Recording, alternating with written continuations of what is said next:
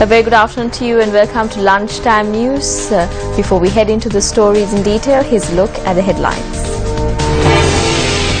Firearms and ammunition discovered from Lanka. Norwegian Prime Minister calls on the President. Clock tower in Maharagama displays 4 different times on its 4 faces.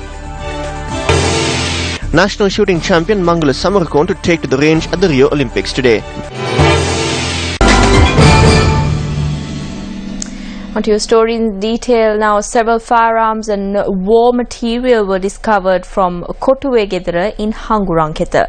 Police said that 4 T56 rifle magazines, parts of 3 T56 rifles, 760 bullet rounds and other material were discovered.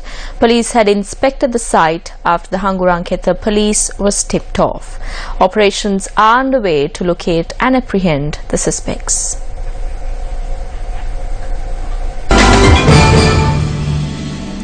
Visiting Norwegian Prime Minister Erna Solberg called on President Maithripala Sirisena today.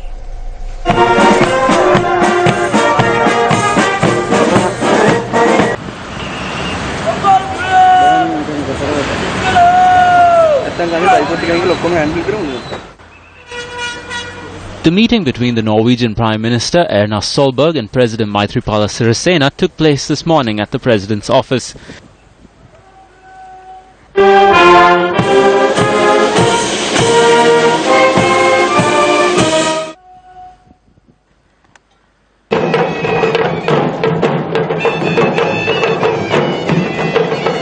Prime Minister Ranil Wickremesinghe, Minister of Foreign Affairs Mangala Samaravira, Finance Minister Ravi Karunalayaka were among those present.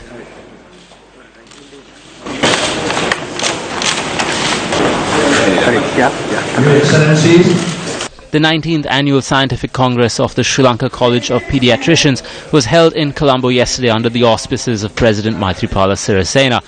Minister of Health Dr. Rajatha Senaratne, Director General of Health Services Dr. Palitha Mahipala were among those present at the event.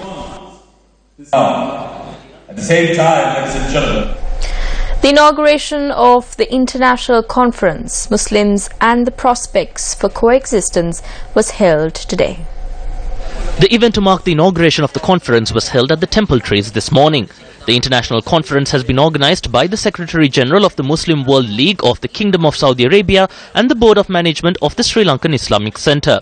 A number of dignitaries, including the chairman of the Mahabodhi Society of Sri Lanka, Venerable Banagala Upatissatero, and religious leaders, cabinet ministers and several other high politicians attended the event.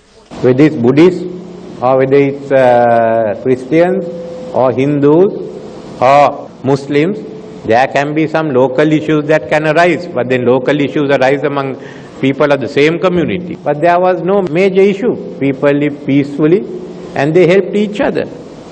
There are large number of Muslims I know who make large contributions to help us for our Vesak celebrations. And then many of non-Muslims who take part in the iftar functions as it goes along. We've learned to live together because we in Sri Lanka had a 30-year war. It was not merely ethnic war. We had fights within the same ethnic groups. We had religious tensions. And at all times, the Muslims in Sri Lanka were committed to upholding the unity and the unitary nature of the Sri Lankan state. The Government Medical Officers Association convened a media briefing yesterday. ඊයේ පෙරේදා නම් කරලා තියෙනවා අලුත් ගිණුම් පිළිබඳ එහෙම නැත්නම් මුදල් පිළිබඳ අධ්‍යක්ෂ ජෙනරාල්වරයෙක්. A Director General for Finance has been appointed. There was only one Director General for the whole of the Health Services Department. Since independence, the Director General of Health Service has been a medical officer. This has been changed at once. This was a position that was approved by the cabinet paper that was issued by the Prime Minister's office. Due to this issue, we will have to resort to certain actions. On the other hand, a person with no qualifications on administration has been appointed as director to the Sri Jayawardhanapura Hospital. This does not meet the standards of good governance. සුදුසුකම් නැති අධ්‍යක්ෂකවරයෙක් පත් කරලා තියෙනවා. මේක අපි දකින්නේ යහපාලනයට ගැලපෙන්නේ නැති දෙයක් හැටියට. An individual died following an altercation that took place between two groups in Morakatia and Bilipitia. Police said that the altercation took place between a group of pilgrims from Bulat Singala who had visited Katharagama and a person travelling in a three-wheeler. A 47-year-old man from Panamura was killed in the altercation. 4 people involved in the altercation, including a woman, have been arrested. The drinking water project that commenced under the Newsfirst government, the 100-day initiative for the people in Hambegamua, Thanamalvila, was vested with the public today. The event was held under the auspices of the Director of the Presidential Task Force on Prevention of Kidney Diseases, Asela Idawela.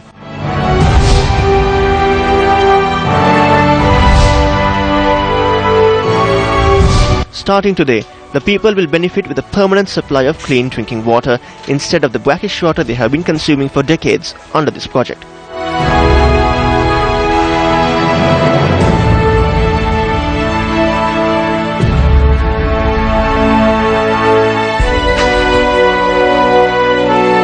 As the area mostly consisted of brackish water, many of those who received their education at this school had fallen victim to kidney diseases. The Newsfirst 100-day initiative to provide clean drinking water to these people was supported by the Maliban Kiriyabya Dana project. Starting today, the people of Hambegamua will experience the taste of clean water.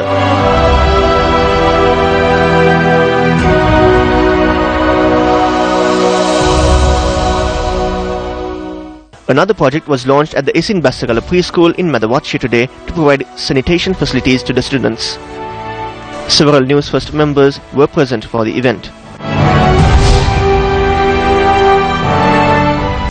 The 4th Kumbha Perhara of the Asala festival, celebrated at the historic temple of the Sacred Tooth relic, paraded the streets yesterday. The casket containing the sacred relics were placed on the tusker by Venerable Kumbu Kandanwala Punyaratana Thera, representing the Askeri chapter. The Kumbhal Perahara paraded the streets at the auspicious time of 6:59 last evening.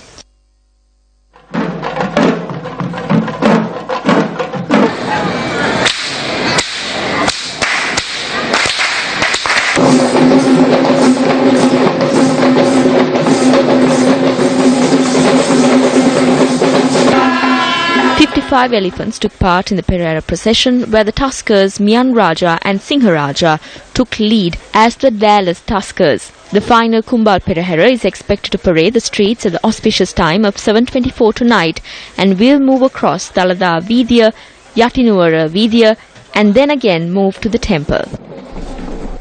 A clock tower set up in the centre of the town serves only one purpose, that is to indicate time. However, the clock tower in Maharagama displays 4 separate times on its 4 faces. This clock tower was constructed on the 30th of March 1993 under the government of late President Ranasinghe Premadasa. The Maharagama town services as a transportation hub leading to many destinations, thereby it is a very busy area. The clock tower does not work. This is important to people who travel through here on a daily basis. It is easier to look at a wristwatch or a mobile phone. Now no one looks at this. Maharagama is a populated area. It will be good if all 4 faces of the clock tower indicate the correct time. Maharagama is a very busy area. The buses that enter the expressway commence operations from here. People arrive here in large numbers. If the clock indicates the correct time, it will benefit the people. The clock tower at the centre of the town is extremely important. When